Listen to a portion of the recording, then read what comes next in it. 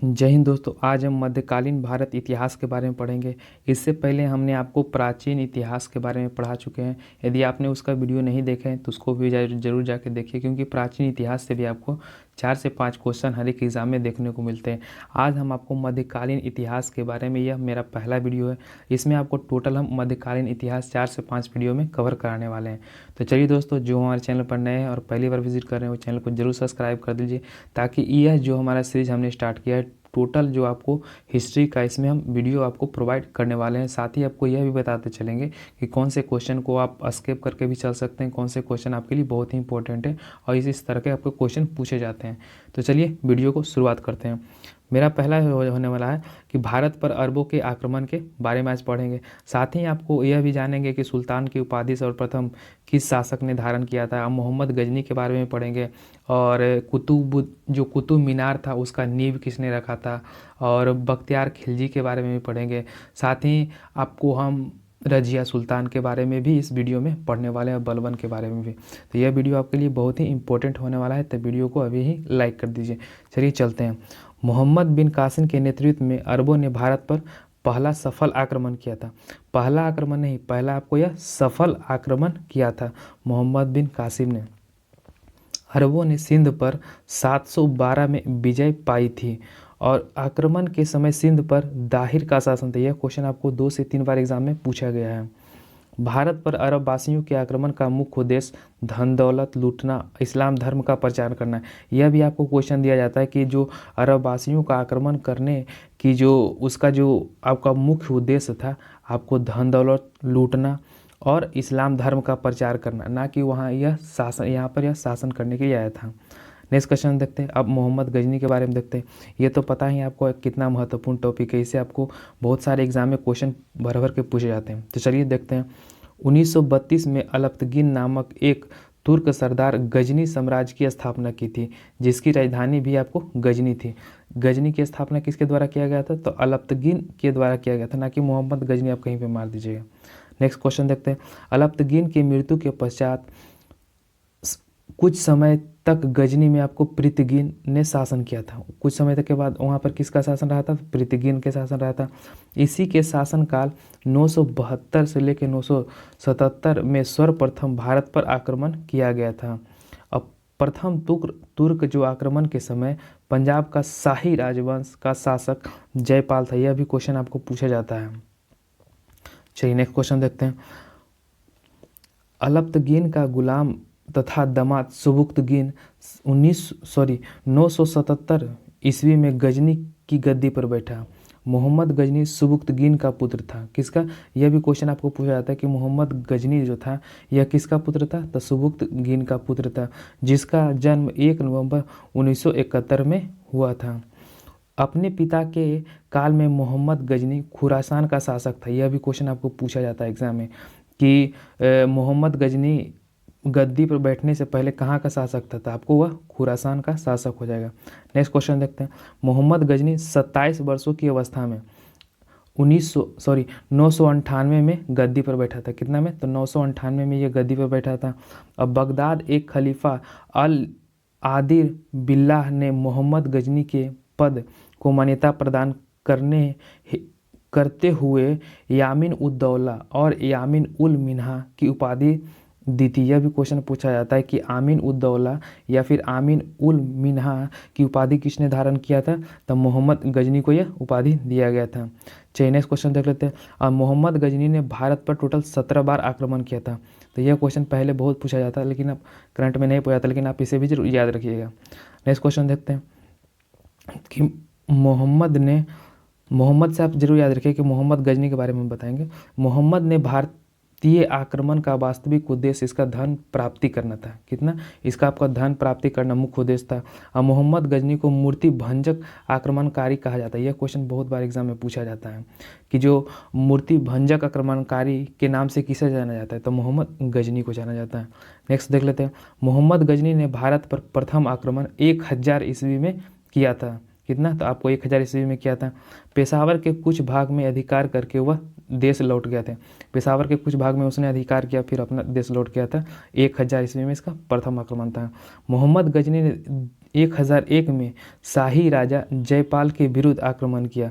इसने जयपाल को पराजय किया था। कितना? तो इसने आपको जयपाल को 11,001 में पराजित किया। मोहम्मद गजनी 1008 में नगर कोट के विरुद्ध हमले को मूर्तिवाद के विरुद्ध पहली महत्वपूर्ण जीत मानती है। कितना में? तो इसने 1008 में किया था। चलिए नेक्स्ट देख लेते हैं। मेरा अगला जो क्वेश्चन होने वाला कि मोहम्मद गजनी ने थानसेर में चक्र स्वामीन की कांस्य मूर्ति का जो कांस्य निर्मित आदमकद प्रतिमा का गजनी भेजकर रंगभूमि में रखवा दिया था। नेक्स्ट देख लेते हैं। यह क्वेश्चन बहुत ही इंपॉर्टेंट है, इसे आपको बहुत बार एग्जाम में क्वेश्चन पूछा जाता है। सबसे अधिक जो गजनी से क्वेश्चन पूछा जाता है आपको इसी से पूछा जाता है कि मोहम्मद गजनी का सबसे जो चर्चित आक्रमण था, आपको इसको डेट भी याद रखिएगा और कब से। जो 1025 में सोमनाथ मंदिर जो कि सौराष्ट्र पर है, इस मंदिर की लूट में करीब 20 लाख दिनार को संपत्ति हाथ लगी थी। सोमनाथ की रक्षा में सहायता करने के कारण अलीहाबाद जो के शासक पर मोहम्मद गजनी ने जो आक्रमण किया था। तो यह क्वेश्चन आपको लिए बहुत इंपॉर्टेंट था। इसने जो आक्रमण किया था आपको यह डेट भी याद रखना है कि 1025 में किया था। यह सोमनाथ मंदिर पर किया था और इसमें आपको 20 लाख रुपया लूटा था। और साथ ही जो यहाँ के जो संरक्षक थे, इससे भी क्वेश्चन पूछा जाता है कि अलीहाबाद के वह संरक्षक थे, जिसके बाद उसने मोहम्मद गजनी ने इस पर फिर एक बार आक्रमण किया था। नेक्स्ट क्वेश्चन देख लेते हैं। सोमनाथ मंदिर लूट कर ले जाने के क्रम में मोहम्मद पर जाटो आक्रमण किया था। मोहम्मद गजनी था जो सोमनाथ पर जब आक्रमण करके जा रहा था, उस समय उस पर जाटों ने भी हमला कर दिया। और जब हमला होता है तो उस समय जाटों ने भी उसकी कुछ संपत्ति को लूट लिया था। चलिए नेक्स्ट देख लेते हैं कि मोहम्मद गजनी का जो अंतिम आक्रमण था वो 1027 में जाटों के विरुद्ध हुआ। मोहम्मद गजनी की मृत्यु आपको 1030 में हो गई थी। तो जाटों के विरुद्ध इसलिए उन्हें सबसे लास्ट उसका आक्रमण था ताकि जिस समय जो सोमनाथ मंदिर जो लूट कर सब धन ले जा रहा था ना, तो उस समय आपको जाट भी उस पर हमला कर दिया, कुछ धन लूट लिए थे।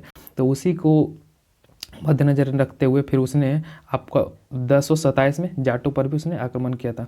इसको 1030 में से फिर मृत्यु हो गई। और सुल्तान की उपाधि धारण करने वाला पहला शासक मोहम्मद गजनी ही था। किसने? तो यह सुल्तान की उपाधि सर्वप्रथम धारण किया था। यह भी क्वेश्चन आपको पूछा गया। मोहम्मद ने सेना में सेवादार एवं तिलक जैसी हिंदू उच्च पदों पर आसीन थे। अलबरूनी, फिरदौसी, उतवी और फारूकी मोहम्मद गजनी का दरबारी रहते थे। यह भी क्वेश्चन आपको पूछा जाता है कि अलबरूनी किसके दरबार में रहते थे या फिर फिरदौसी, ये सब सारे इससे रिलेटेड आपको क्वेश्चन पूछे जाते हैं। तो चलिए दोस्तों, अब पढ़ेंगे हम मोहम्मद गौरी के बारे में पढ़ेंगे। यह भी क्वेश्चन आपके लिए बहुत ही, यह टॉपिक भी आपके लिए बहुत ही इंपॉर्टेंट है। तो चलिए दोस्तों, जिन्होंने अभी तक चैनल को सब्सक्राइब नहीं किया जरूर सब्सक्राइब कर दीजिएगा ताकि इसका लेटेस्ट वीडियो आपको मिलता रहे और अपनी तैयारी को और मजबूत करते रहे और अपनी हिस्ट्री को एक मजबूत पकड़ बनाए। हम इसका मॉडर्न जो हमारा जो मिडिएवल हिस्ट्री है उसको भी हम आपको 4 से 5 वीडियो में कवर करा देंगे। और इससे पहले मैंने प्राचीन इतिहास का भी वीडियो बना रखा है, यदि आपने उससे नहीं देखा है तो उससे निश्चित रूप से जरूर जाकर देखिएगा। इसके बाद हम आपको इसको ख़त्म करते हैं, जल्द ही आपको मॉडर्न हिस्ट्री भी स्टार्ट कर देंगे। तो चलिए, जिन्होंने अभी तक चैनल को सब्सक्राइब नहीं किया, वीडियो को लाइक नहीं किया, वो जरूर लाइक कर दें। नेक्स्ट देखते हैं। गौरी मोहम्मद गजनी के अधीन एक छोटा सा राज्य था और 1173 में शहाबुद्दीन मोहम्मद गौरी का शासक था, जो शहाबुद्दीन मोहम्मद गौरी का शासक था। और इसने भारत पर पहला आक्रमण 1175 में मुल्तान के विरुद्ध किया। यह भी क्वेश्चन आपको पूछा जाता है कि जो पहला आक्रमण है वह किसने किया और कब किया। तो 1175 में मुल्तान के विरुद्ध इसने आक्रमण किया था। मोहम्मद गौरी का दूसरा आक्रमण 1178 में पाटन गुजरात पर हुआ और यह शासक भीम द्वितीय ने गौरी को बुरी तरह से हरा दिया था। लेकिन जब इन्होंने 1178 में पाटन में जो किया था तो वहाँ के शासक भीम द्वितीय थे, बुरी तरह से इनको हार का सामना करना पड़ गया था। चलिए नेक्स्ट क्वेश्चन देखते हैं। इससे क्वेश्चन आपको बहुत बार पूछा जाता है कि तराइन का प्रथम युद्ध कब हुआ, द्वितीय युद्ध और चंदावर का, इसका डेट एग्जैक्ट पूछा जाता है कि तराइन का प्रथम युद्ध कब हुआ था और तराइन का द्वितीय और चंदावर का। तो तराइन का प्रथम युद्ध आपको 1191 में हुआ था। गौरी एवं पृथ्वीराज चौहान के बीच में हुआ था। चौहान इसमें आपको विजय हुआ था। और तराइन का जो द्वितीय युद्ध हुआ था 1192 में हुआ था और गौरी एवं पृथ्वी चौहान के बीच हुआ था, जिसमें आपको गौरी आपको विजय हुआ था। और चंदावर का युद्ध जो 1194 में, यहाँ से आप याद रखिएगा, जैसे चंदावर लिखा हुआ ना, तो च से क्या होता है, च से 4 होता है, तो इसे आप जरूर याद रखिएगा। च से चंदावर और च से 4 हो गया। तो 1194 में हुआ था। ये आपको गौरी और जयचंद के बीच हुआ था, जिसमें आपको गौरी का विजय हुआ था। नेक्स्ट देख लेते हैं। तराइन के प्रथम युद्ध में पृथ्वीराज चौहान का सेनापति अस्कंद था। कौन? तो आपको ये अस्कंद हो जाएगा। चलिए नेक्स्ट देख लेते हैं। इसके बाद हम सल्तनत काल के बारे में देखेंगे। मोहम्मद गौरी भारत के विजितीय प्रदेशों पर शासन का भार अपने गुलाम शासकों को सौंपते हुए गजनी लौट गया था। और मोहम्मद गौरी की जो हत्या हुई थी आपको 15 मार्च 1206 ईस्वी को कर दी गई थी। तो चलिए अब देखते हैं सल्तनत काल के बारे में जानते हैं। इसे भी बहुत सल्तनत काल एक बहुत ही महत्वपूर्ण टॉपिक है। इसके तहत आपको गुलाम वंश के बारे में पढ़ेंगे, साथ ही खिलजी वंश के बारे में पढ़ेंगे और तुगलक वंश के बारे में। इसी सल्तनत काल के तहत सारे क्वेश्चन आपको कवर होने वाले हैं। तो यह भी टॉपिक आपके लिए बहुत ही महत्वपूर्ण है। इसमें आपको रजिया सुल्तान के बारे में, नसरुद्दीन मोहम्मद बलबन के बारे में और खिलजी के बारे में इसमें पढ़ने वाले हैं। तो चलिए इसे स्टार्ट करते हैं। गुलाम वंश की स्थापना 1206 में कुतुबुद्दीन ऐबक ने किया था। यह क्वेश्चन बहुत बार पूछा गया है कि गुलाम वंश के संस्थापक कौन थे, तो कुतुबुद्दीन ऐबक 1206 में किया गया था। वह गौरी का एक गुलाम था। कुतुबुद्दीन ऐबक थे जो आपको गौरी के गुलाम थे।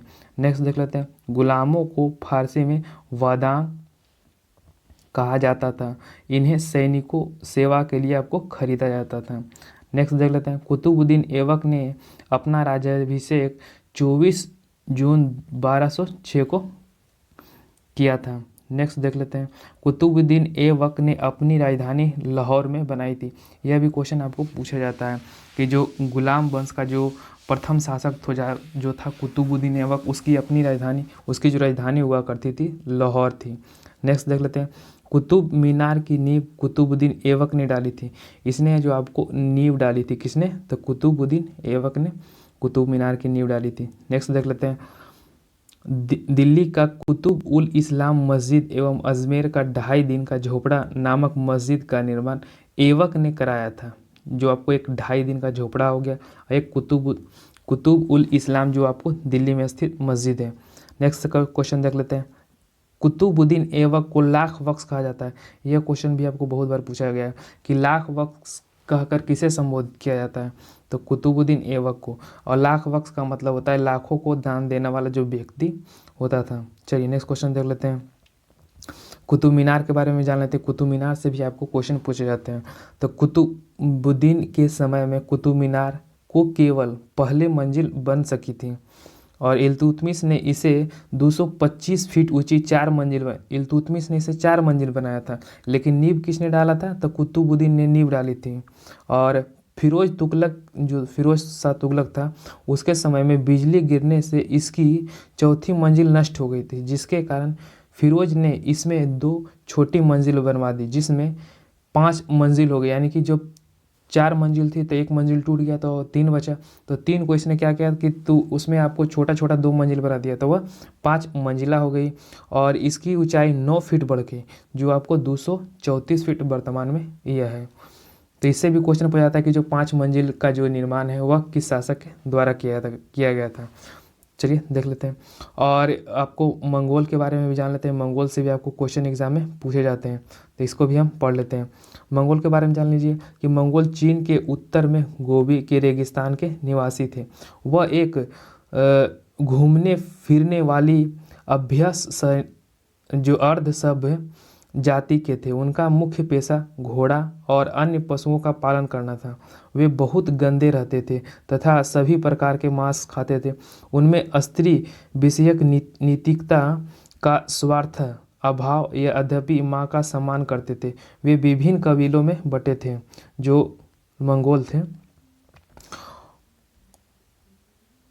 और वे विभिन्न कबीलों में बैठे थे। उन्हीं कबीलों में 1163 में तेमुचिन उर्फ चंगेज खां का जन्म हुआ था। कितना था? 1163 में हुआ था, जिसे महान चंगेज या जो आपित दोनों कहकर पुकारा जाता है। इसके पिता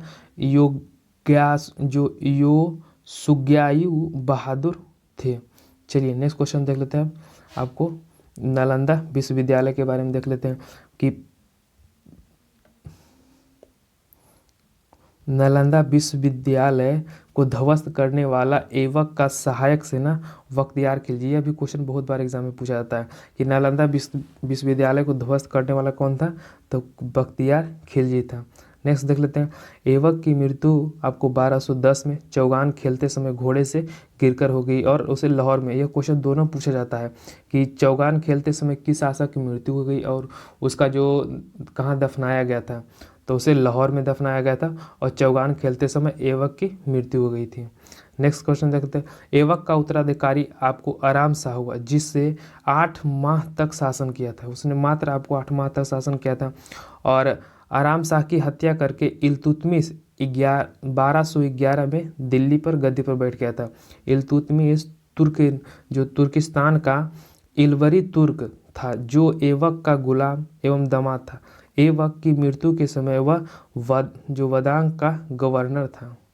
चलिए नेक्स्ट क्वेश्चन देख लेते हैं, और इल्तुतमिश के द्वारा जो महत्वपूर्ण कार्य किए गए थे इससे भी पूछा जाता है कि कुतुब मीनार का निर्माण का जो पूर्ण करवाया था आपको इल्तुतमिश ने ही करवाया था और सबसे पहले शुद्ध अरबी सिक्के जारी किए थे इल्तुतमिश ने, जो कि चांदी का टाका और तांबा का जित्तल कहते थे। और एकता प्रणाली का किसने शुरुआत किया था, तो आपको इल्तुतमिश ने ही से चलाया था।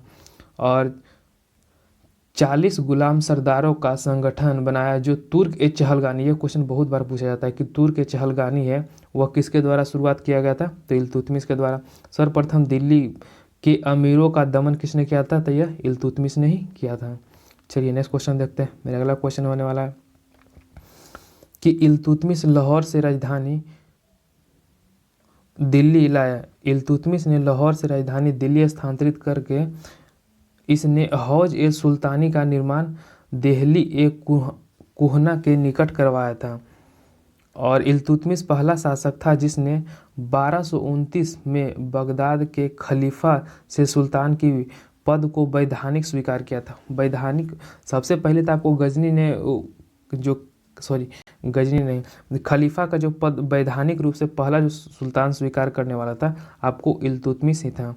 नेक्स्ट क्वेश्चन देखते हैं, इल्तुतमिश की मृत्यु आपको अप्रैल 1236 ईस्वी में हो गई थी और चंगेज खां से बचने के लिए ख्वारिज्म के सम्राट जलालुद्दीन को इल्तुतमिश ने अपने ही यहाँ शरण नहीं दी थी। जो चंगेज खां से बहुत लोग उस समय डरा करते थे, उसका कोई भी जो दुश्मन था उसे कोई भी शरण देने के लिए तैयार नहीं रहता था। इल्तुतमिश के बाद उसका पुत्र रुकुद्दीन फिरोज गद्दी पर बैठा। वह एक आयोग शासक था। इसके अल्पकालीन शासक पर उसकी माँ शाह तुर्कान छाई रही। यह भी क्वेश्चन पूछा जाता है।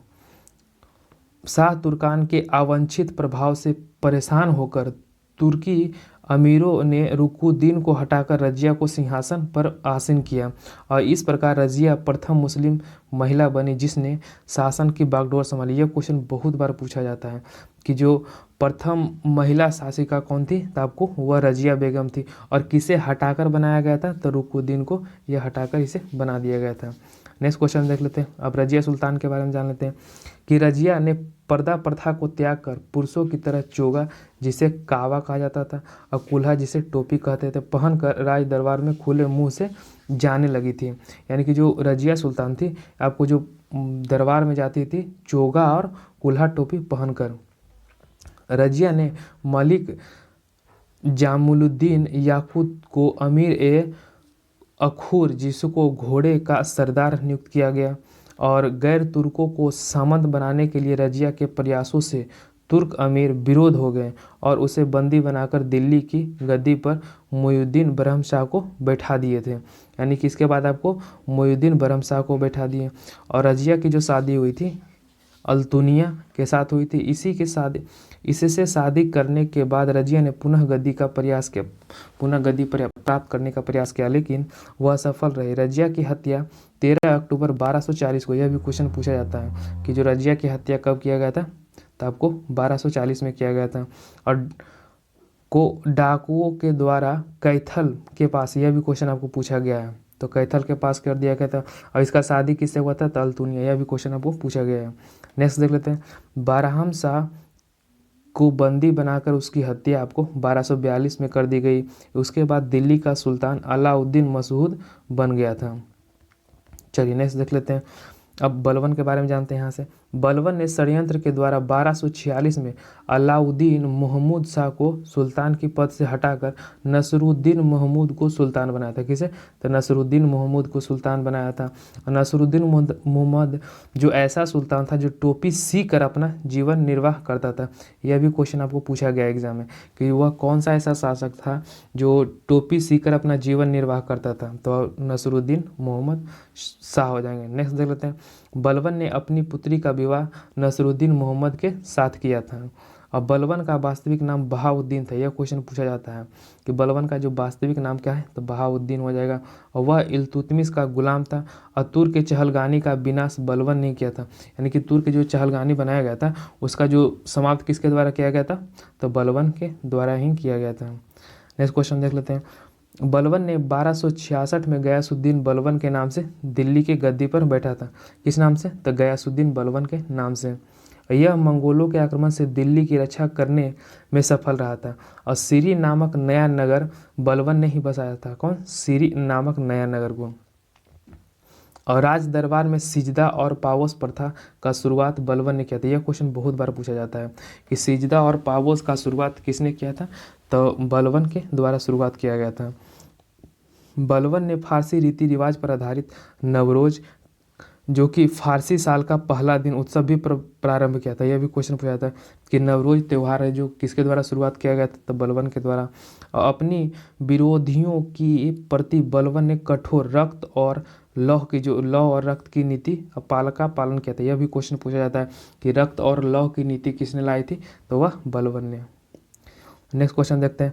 नसरुद्दीन मोहम्मद ने बलबन को उलुग खां की उपाधि, यह भी क्वेश्चन पूछा जाता है कि उलुग खां की उपाधि किसे दिया गया था, तो बलबन ने, मोहम्मद जो नसरुद्दीन ने आपको बलबन को दिया था। और बलबन आखेट अभियान के बहाने अपने सेना को लंबी दूरी तक काव्याद कराकर दुरुस्त रखता था। यह भी क्वेश्चन आपको पूछा गया था, आखेट अभियान वाला। बलबन के दरबार में फारसी के प्रसिद्ध कवि अमीर खुसरो और अमीर हसन रहते थे। यह भी क्वेश्चन पूछा गया है कि अमीर खुसरो किसके प्रसिद्ध दरबारी कवि थे, वह बलबन हो जाएंगे। और गुलाम वंश का अंतिम शासक शमसुद्दीन जो समुद्दीन कैमूस था। कौन सा? तो सैमुद्दीन कैमूस हो जाएगा आपको गुलाम वंश का अंतिम शासक। चलिए अब देख लेते हैं खिलजी के बारे में देख लेते हैं।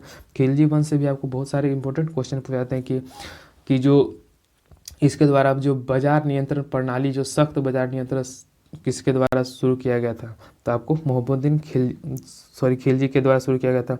और गुलाम वंश के जो खिलजी का जो शासन काल था आपको 1290 से लेके 1320 तक रहा था। गुलाम वंश के शासन को समाप्त कर 13 जून 1290 को जलालुद्दीन फिरोज खिलजी ने खिलजी वंश की स्थापना की। इसे भी आप जरूर याद रखिए। कौन सा? तो जलालुद्दीन फिरोज खिलजी ने खिलजी वंश की स्थापना की। इसने किले खोरी को अपना राजधानी बनाई। इसने किसी राजधानी कहाँ बनाया, तो किलो खरी को इसने अपना राजधानी बनाया था। नेक्स्ट देख लेते हैं इसके बारे में कि जलालुद्दीन की हत्या 1296 में उसके भतीजे व दामाद अलाउद्दीन खिलजी ने आपको कड़ा मानिकपुर में कर दिया था, जो कि आपको वर्तमान प्रयाग में पड़ता है। और 12 अक्टूबर 1296 में अलाउद्दीन दिल्ली का सुल्तान बन गया था। अलाउद्दीन खिलजी जो दिल्ली का सुल्तान बन गया। चलिए नेक्स्ट देख लेते हैं। और अलाउद्दीन के बचपन का नाम अली और गुरसब था।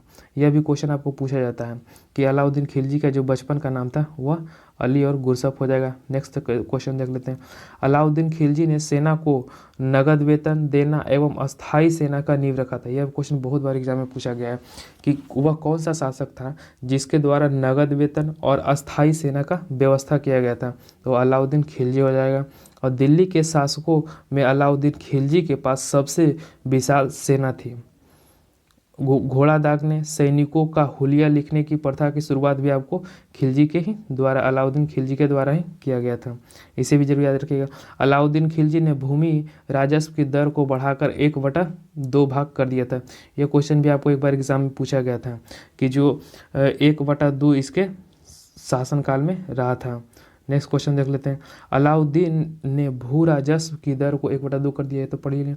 इसने खम्स जो आपको लूट का धन में सुल्तान का 1/4 हिस्सा के भाग के स्थान पर 3/4 भाग कर दिया था। इसे भी आपको जरूर याद रखना है। तो यह भी क्वेश्चन आपको पूछा जाता है कि खम्स किसे कहते थे। तो जो लूट का जो हिस्सा होता था, जो जैसे कि कहीं पे डाका डाल दिया तो वहाँ से जो लूटे गए धन होते थे उसे हम खम्स कहते थे। तब पहले ये जो लगता था 1/4 राजा को देना पड़ता था, लेकिन इसने क्या किया, तब 3/4 इसे खुद से लेने लगा। और इसने व्यापारियों के बेईमानी रोकने के लिए कम तौलने वाले व्यक्ति को शरीर के मांस काटने का आदेश दिया था। देख रहे हैं कितना सख्त ये आपको यह शासक था खिलजी, जो कम तौलने वालों को उसका शरीर का मांस काटने तक का आदेश दे दिया था। इसने अपनी शासन में मूल्य नियंत्रण प्रणाली को दृढ़ता से लागू किया था। यह क्वेश्चन बहुत बार पूछा जाता है कि वह कौन सा शासक था जिसने आपको मूल्य नियंत्रण प्रणाली बाजार को सख्ती से लागू किया था, और वह कौन हो जाएगा, तो अलाउद्दीन खिलजी हो जाएगा। चलिए नेक्स्ट क्वेश्चन देखते हैं। दक्षिण भारत के विजय के लिए अलाउद्दीन ने मलिक गाफूर को भेजा था। यह भी क्वेश्चन पूछा जाता है, मलिक गाफूर को। और जयमत खान मस्जिद, अलाई दरवाज़ा, सीरी का किला व हजार खम्भ महल का जो निर्माण है ये अलाउद्दीन खिलजी के द्वारा किया था। ये चारों क्वेश्चन आप जरूर याद रखिएगा। चलिए नेक्स्ट क्वेश्चन देखते हैं कि अलाई दरवाज़ा को इस्लामी वास्तु कला का रत्न कहा जाता है। किसे, तो अलाई दरवाज़ा को। और देवी अधिकार के सिद्धांत को अलाउद्दीन खिलजी ने चलाया था। नेक्स्ट क्वेश्चन देख लेते हैं। सिकंदर ए सैनी की उपाधि से स्वयं को अलाउद्दीन खिलजी ने विभूषित किया था। कौन सा, तो सिकंदर ए सैनी को। जो दोस्तों आपके लिए इंपॉर्टेंट क्वेश्चन है वो उसको यहाँ पर 2 बार रिपीट करते चलते हैं ताकि आपको यहीं पे याद होता चले और आप कम से कम रिवीजन कर सकें। नेक्स्ट क्वेश्चन देखते हैं। अलाउद्दीन ने मलिक याकूब को दीवान ए रियासत नियुक्त किया था। किसे, तो याकूब को नियुक्त किया था। और साथ ही अलाउद्दीन के द्वारा नियुक्त परवाना नाविस नामक अधिकारी वस्तुओं पर परमिट जारी करता था। और साहान ए मंडी जहां खानों की बिक्री हेतु लाया जाता था। और सराय ए अदल यहाँ वस्त्र, शक्कर, जड़ी बूटी, मेव, दीपक का तेल एवं अन्य निर्मित वस्तुओं को बिकने के लिए यहाँ पर आती थी। नेक्स्ट देख लेते हैं। अलाउद्दीन खिलजी की आर्थिक नीति का व्यापक जानकारी जियाउद्दीन वर्णी की कृति तारीख़ फिरोज शाही से आपको मिलती है। चलिए नेक्स्ट क्वेश्चन देख लेते हैं। खजाइनुल फतूह अमीन, खुसरो, रिहाल इब्न बतूता एवं फतूह सन लातीन इशामी की कृति है। अब मूल नियंत्रण को सफल बनाने में मुहतसिब सेंसर, जिसे आप अभी सेंसर कहते हैं, एवं निज़ार जिसे नाप तौल अधिकारी का महत्वपूर्ण इसमें भूमिका रही थी। चलिए नेक्स्ट क्वेश्चन देख लेते हैं कि राजस्व सुधारों के अंतर्गत अलाउद्दीन ने सर्वप्रथम मिल्क इनाम एवं जो वक़्फ़ के अंतर्गत दी गई भूमि को वापस लेने उसे खालसा भूमि में बदल दिया था। तो यह भी क्वेश्चन पूछा जाता है कि जो खालसा भूमि में जो खालसा भूमि है यह किसके द्वारा आपको बनाया गया था। यह भी क्वेश्चन आपको पूछा जाता है। नेक्स्ट क्वेश्चन देखते हैं। अलाउद्दीन खिलजी के द्वारा लगाए जाने वाले 2 नवीन कर थे। यह क्वेश्चन बहुत बार पूछा गया है। एक कौन था, एक चराई कर हो जाएगा, पशुओं दूध पर लगाया जाता था, और गढ़ी कर घरों एवं झोपड़ी पर लगाया जाता था। यह क्वेश्चन इस तरह से पूछा जाता है कि वह कौन सा शासक था जिसके द्वारा पशुओं पर भी कर लगाया गया था। तो आपको अलाउद्दीन खिलजी हो जाएगा। और घर पर भी कर लगाया था जिसे गढ़ी कर कहा जाता था। चलिए नेक्स्ट क्वेश्चन देखते हैं। मेरा अगला क्वेश्चन है कि अलाउद्दीन खिलजी के शासन काल में 1297 से 1306 ईस्वी तक मंगोल 6 आक्रमण हुआ। प्रथम आक्रमण 1200 आपको ये सबसे जो मंगलों का जो सबसे अधिक आक्रमण हुआ था आपको खिलजी के ही शासनकाल में हुआ था। इसमें आपको 6 आक्रमण देखने को मिले थे। पहला जो था 1297 में केदार खां के नेतृत्व में, दूसरा आक्रमण 1298 में सल्दी के नेतृत्व में, तीसरा जो था 1299 में, और चौथा जो था आपको 1303 में हो जाएगा तर्की के नेतृत्व में, पाँचवा जो था आपको 1305 में हो जाएगा अली बेग के नेतृत्व में, और तारतक के नेतृत्व में जो छठा आक्रमण 1306 में किया गया था, एवं कवल और इकलामाबाद लम्द को नेतृत्व में इसका आक्रमण छठा वाला हुआ था। चलिए नेक्स्ट क्वेश्चन देख लेते हैं। अलाउद्दीन खिलजी की जो मृत्यु हुई थी 5 जनवरी 1316 को हो गई थी। और कुतुबुद्दीन ऐबक खिलजी 1316 को दिल्ली के सिंहासन पर बैठे। इन्हें नग्न स्त्री पुरुष की संगत पसंद थे। यह भी क्वेश्चन आपको पूछा जाता है कि जो नग्न स्त्री जो संगत पसंद था वो कौन था, तो कुतुबुद्दीन मुबारक हो जाएगा खिलजी। नेक्स्ट क्वेश्चन देखते हैं। मुबारक खिलजी कभी कभी दरबार में स्त्रियों का वस्त्र पहनकर आ जाता था। बरहनी के अनुसार मुबारक कभी कभी नंगा होकर दरबारियों के बीच दौड़ता था। यह भी क्वेश्चन आप पूछा जाता है। और मुबारक खां ने खलीफा की उपाधि धारण किया था। किसने, तो मुबारक खां हो जाएगा। चलिए नेक्स्ट क्वेश्चन देखते हैं। अगला क्वेश्चन है कि मुबारक खां ने खलीफा की उपाधि, ये तो हो गया। और मुबारक के वजीर खुसरो खां ने 15 अप्रैल 1320 ईस्वी को इसकी हत्या कर दी और समय को दिल्ली का शासन पर बैठा लिया। और खुसरो खां ने पैगंबर की सेनापति का उपाधि था वह धारण किया था। तो चलिए दोस्तों अब देखते हैं तुगलक वंश के बारे में जानते हैं कि तुगलक वंश से भी आपको बहुत सारे इंपॉर्टेंट क्वेश्चन देखने को मिलते हैं।